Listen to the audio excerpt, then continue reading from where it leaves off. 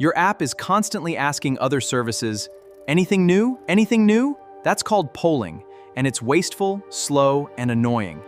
There's a better way. A webhook flips the model. Instead of asking, you just say, hey, when something happens, call me. It's a reverse API. The server pushes data to you the moment an event fires. Here's the flow. You give a service a URL, an endpoint on your server. When the event happens, a payment, it sends an HTTP post to that URL with a JSON payload. That's the whole magic. Stripe uses webhooks to tell you a payment succeeded. GitHub fires one on every push.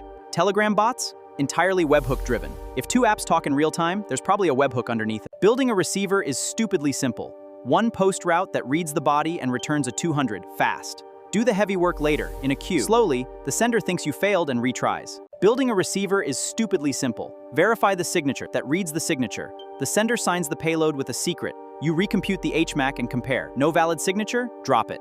2 gotchas. Webhooks can arrive twice, so make your handler idempotent. And they can arrive out of order, so trust timestamps, not arrival order. Handle those 2, and you're production ready. So stop asking anything new? Let the internet call you instead. This has been Webhooks in 100 seconds. Subscribe for the next one.